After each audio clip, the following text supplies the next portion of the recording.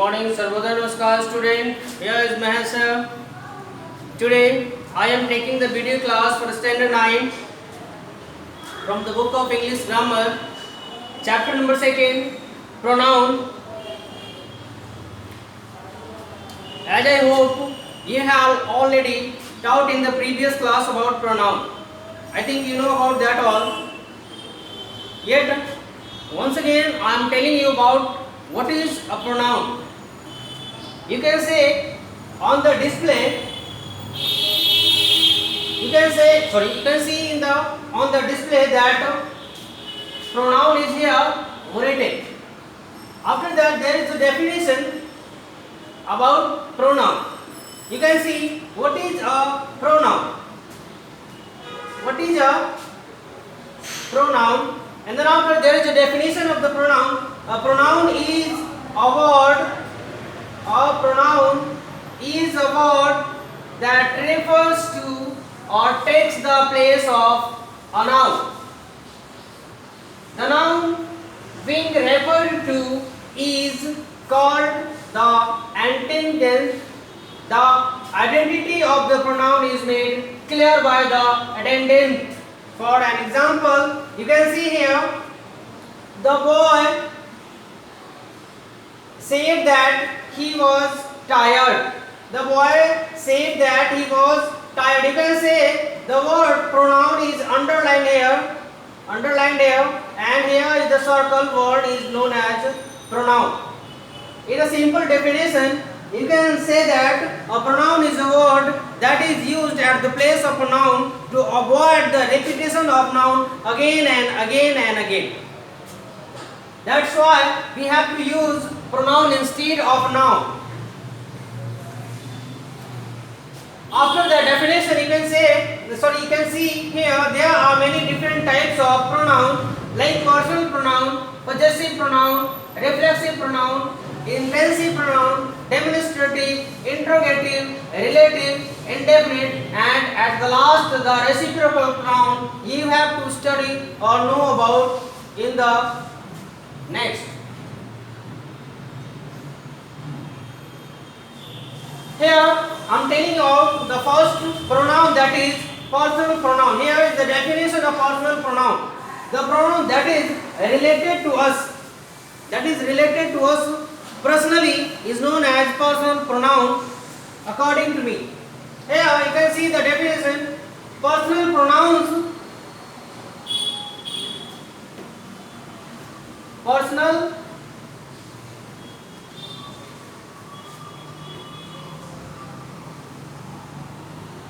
Personal pronouns are pronouns that refers to a specific person or thing in a sentence and then can be divided into two groups like nominative and objective case. In the next video, in the next class, you will know about nominative case and objective case. I will tell you in the next video. You know, name nominative and objective case. Here is the definition. Nominative case or nominative personal pronoun can act as the subject of a sentence, and I know you know about subject also as subject and predicate of the sentence. The subject of the sentence is also known as nominative personal pronoun. You can say here I, you, she, he, it, we, and they. You can see the underlined word I here, you here, and that is nominative personal pronoun. After the nominative personal pronoun, I am telling you objective personal pronoun. On the other hand, act as objects of a sentence like me, you, him, her, it, us, them. For example, it means to say that when the word used as an objective of the sentence is called objective personal pronoun.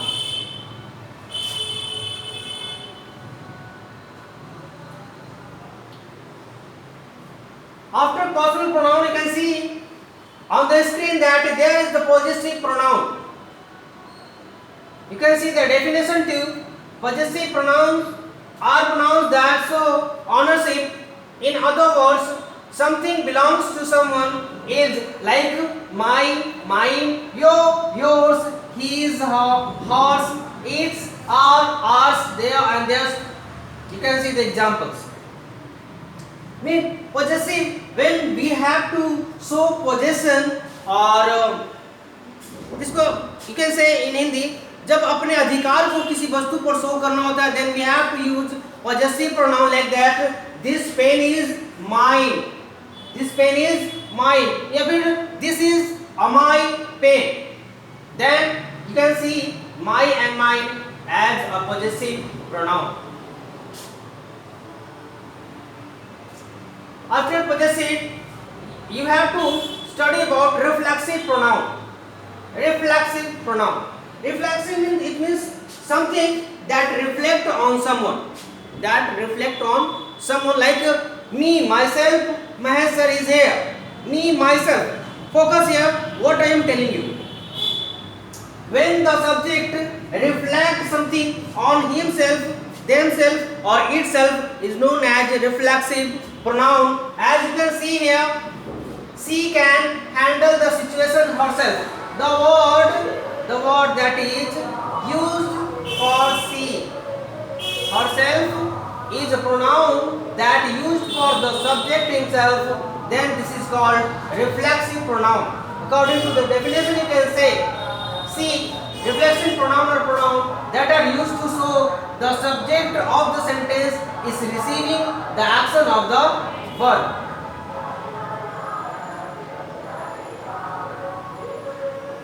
Here you can see some example like a personal pronoun as nominative case, personal pronoun as an objective case, and then possessive pronoun, and then reflexive pronoun.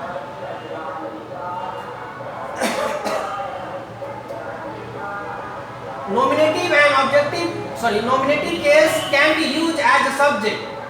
An objective pronoun can be used as object, and possessive pronoun can be used as to show the possession of something.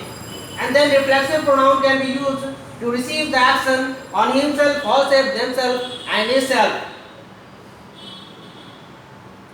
Then there is the intensive pronoun.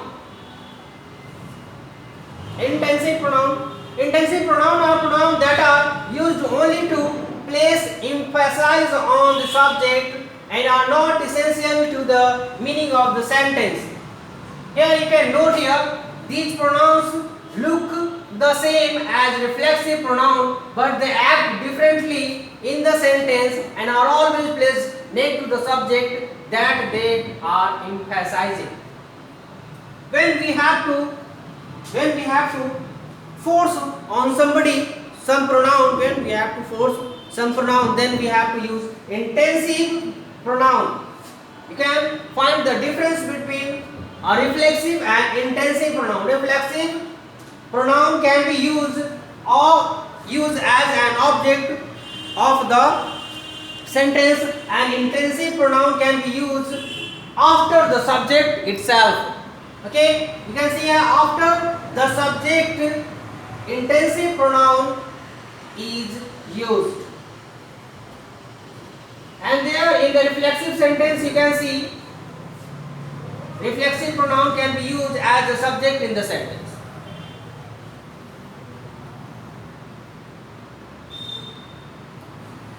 Now I am telling you about demonstrative pronoun.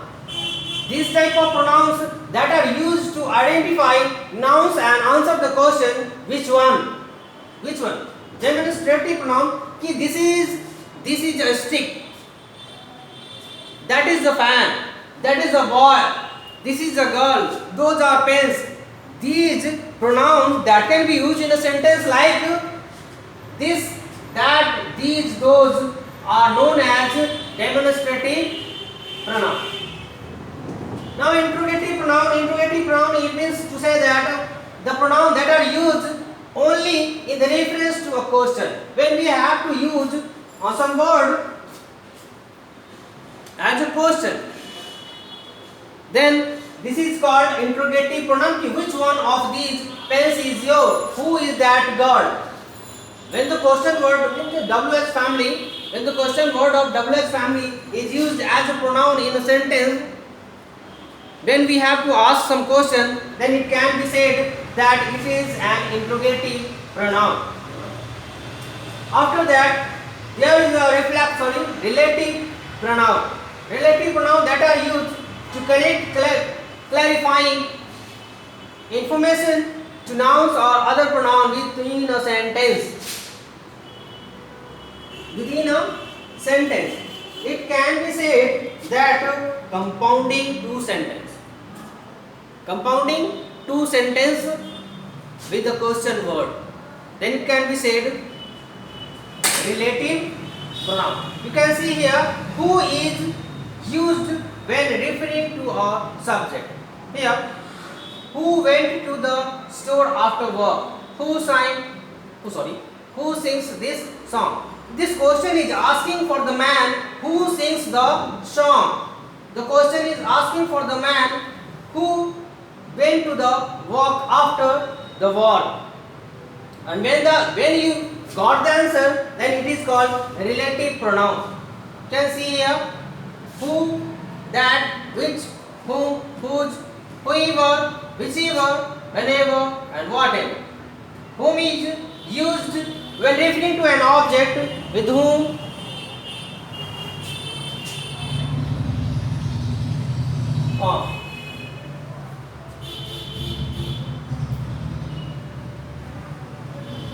but you have to remember and even focus on my word that WH in WH family, the only word who, WHO, who is the only word that is also used in nominative personal pronoun.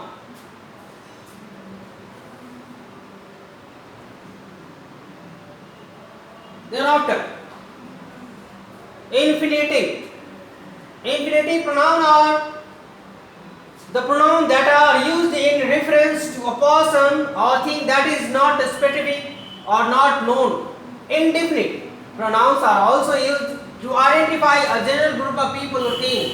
For example, you can see here everybody, everyone, anyone, nobody, anybody, somebody, most, all, each, every, some, none, one, few, both, many, several. For example, when there is a pronoun in the sentence but it not reflect a specific person, a specific noun, then it can be said indefinite pronoun.